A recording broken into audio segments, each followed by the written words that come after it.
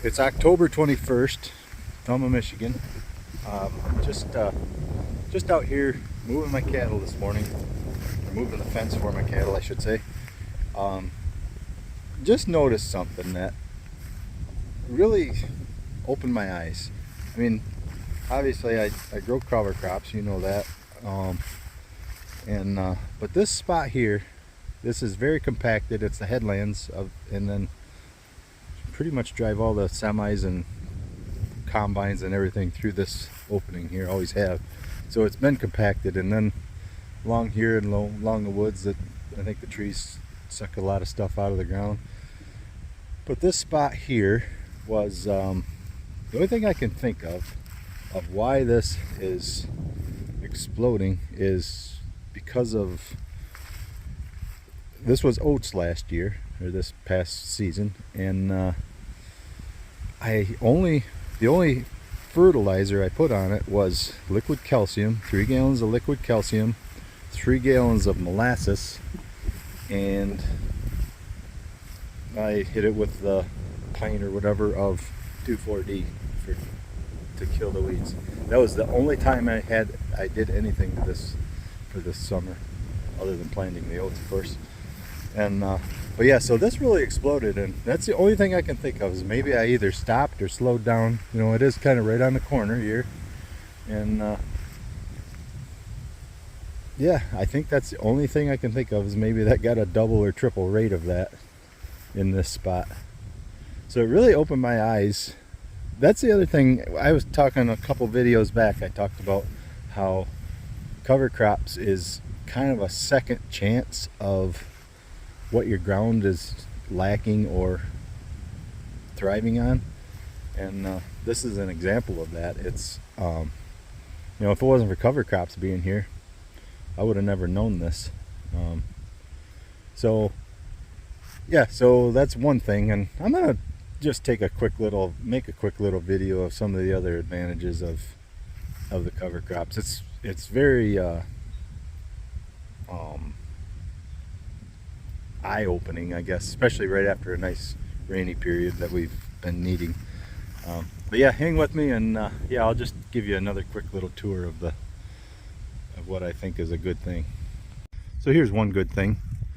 If I would have done what normal farmers do after I took the oats off, I would have probably tilled the ground, or at least sprayed it. And then, I mean, look at all this oats that's growing.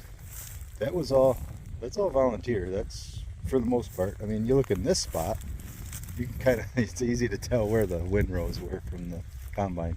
But you look in this spot, this is where I planted cover crops with the just simple little grain drill. But yeah, you can see the sunflowers growing, and the barley growing. No fertilizer on the cover crops, is just planted. Yeah, there's some rye, not rye, but radishes. I don't know what I said rye for. Oh, and here's some mare's tail. I mean, that's not something that most people want to see, but it does have a really cool root to it. Nobody wants to ever mention that, but that's not a very big mare's tail, but there is a pretty good root to mare's tail. Breaks up the compaction a little bit, I think. Not that I would plant it, but since it's there, what the heck. But yeah, anyway, so now all these cattle have something to eat, and it's getting another, you know, well, the oats was end of July, 1st of August, I think we took the oats off. So August, September, October, 2 months of getting use out of this ground, not to mention just the good having it covered, and something growing and sucking in carbon out of the air. So that's one good thing. So here's some of my calves right now. All these calves, pretty much since they were born, they've been living in cover crops and their mama's milk. So basically, let's say, well, then the mama's milk came out of the cover crops too. So basically, these calves are a product of cover crops. They really haven't cost me anything to speak of. So at the price of cattle right now, you know, I don't know what they would go for, $6 a pound, let's say.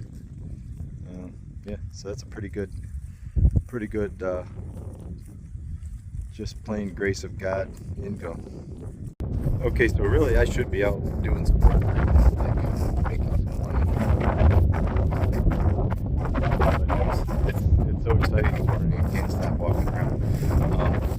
This is that spot where I relay crop the soybeans into the rye. What's cool about it, I don't know how well this camera amplifies it, but you can see this strip along there. That's all volunteer rye. That's what, say what the combine guy couldn't get, and it fell down and it made a, you know, basically it landed itself. So that's basically, okay, so I lost some yield there as far as income goes, but look what I'm gaining. That's kind of a cool thing.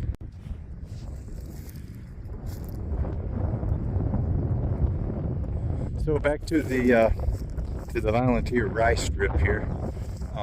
Yeah, so there is some what you would call weeds. I mean, this is clover, but you look at this and there's some benefit to it because you see where the deer or something have been, you know, something's been eating it. So there's some benefit there, and it's not the cattle because the cattle are penned in way over there. Yeah, so there is some benefit to that too. Now I want to kind of walk through this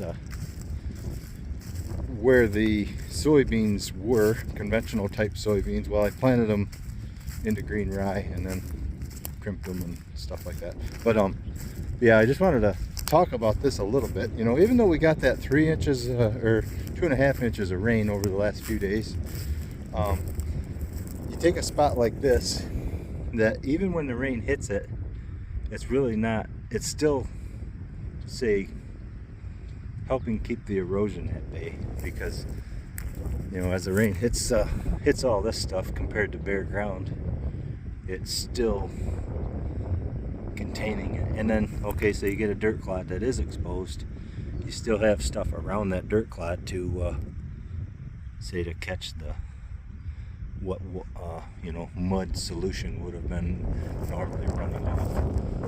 You can see where the rye is growing up through that, so it's really not a problem.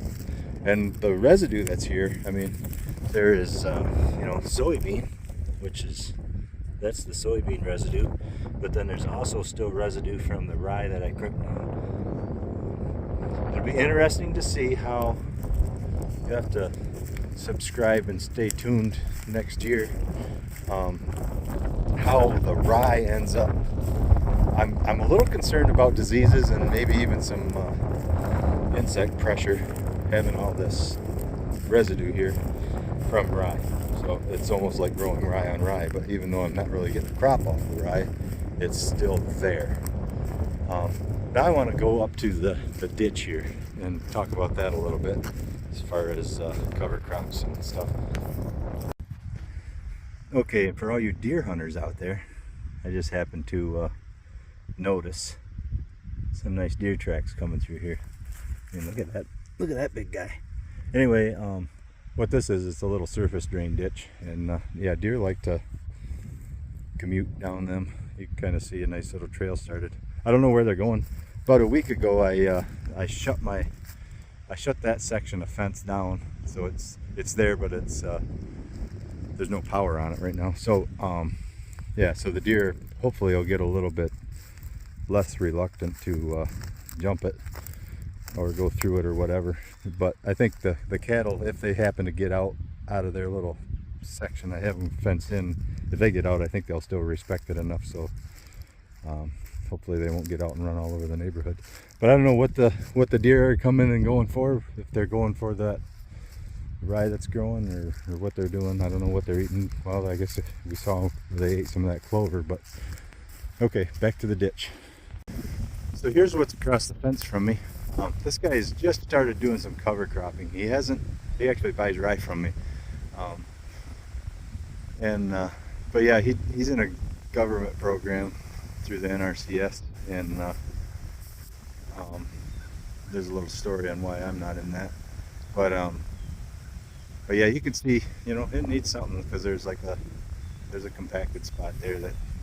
But yeah, he's a very good farmer. He's got some good ground and keeps his weeds down. But yeah, I just wanted to show you what's upstream from this ditch here, and and there again, he had just taken those soybeans off just before we got that rain, and it was a nice, easy rain. It's not like it was a torrential downpour, but we got that 2.5 inches came in basically 2 days. So yeah, it wasn't a big rain, but just wanted to kind of show, this is what's on my side of the ditch. But yeah, even at that,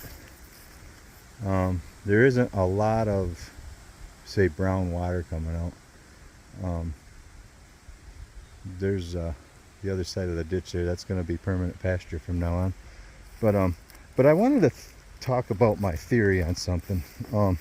So in this water, I mean, I would probably on a dare take a drink of it, but I'm not gonna. So let's say there is a little bit of chemical residue or whatever in that. As this comes out of upstream and heads downstream, you look at this, and all this grass that's in here, this was all summer. Ooh, look at those buck rubs. So apparently they are still coming back here. But anyway, with all this grass that's in this ditch, here's my thought on that. All this grass is pretty much all carbon. I mean, there's some nitrogen and stuff in there and them nutrients, whatever, but a lot of carbon in that grass. And if you look at like any water filter you get, like say if it's an under sink water filter, a Brita, the one in your refrigerator for the ice maker and stuff, it's all carbon based, whether it's charcoal or whatever's in there, I don't know, but it's a carbon filter, I think they call it actually. So here's kind of a natural carbon filter. So any impurities that are coming through in this water are getting filtered out. In fact, you can kind of see there's just a slight flow of water, and it's getting filtered out before it gets, say, to the bigger ditches or on out to Lake Huron. So so yeah, another, if this was just dug out, it wouldn't have that. And I don't really see any reason to ever dig this ditch out, but it probably will get done eventually because it's a county drain. But anyway, that's how I feel about water flowing through a ditch with grass in it. I guess that's pretty much all I have to say about all this, at least for today. This is just a quick little look at, this is going to be a permanent pasture from now on. I might try to interseed some sort of say warm season grasses into this, because I think these are all kind of a cool season grass. And then I'll eventually, where that's brown over there, that's going to be, probably this year will be the last year crops are grown on that, and that's going to be oats. And I'll probably put some grasses in with the oat seed, say like warm season grasses. I'll have to check into that a little bit, but I'm thinking kind of use the oats, take the oats off as a crop, but then there'll be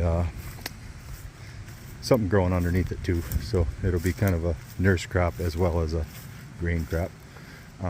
But yeah, so this will be hopefully a nice little pasture from here on out, and it's about all I got to say about that for today. It's I guess all I can say is it's been I'd say around 4 years since I started all this cover crops and quote-unquote regenerative farming, and the guys from Understanding Ag said it's going to take 3 years before you see anything.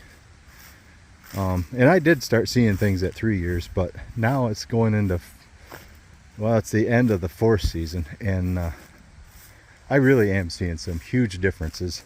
If you have any interest in this, and you have some time, and you know, it's not free, but get a hold of Understanding Ag, and they have programs to kind of fit right to your context, as they say, and they'll, you know, depending on what you do, they could always come out and check out your property and see what your goals are. And yeah, just get a hold of them, and in 5 years you'll be as excited as I am. I guarantee it. Anyway, that's about all I got to say. Thanks for watching Thumb Country Stuff. Make sure you subscribe and see how things keep progressing, and take her easy.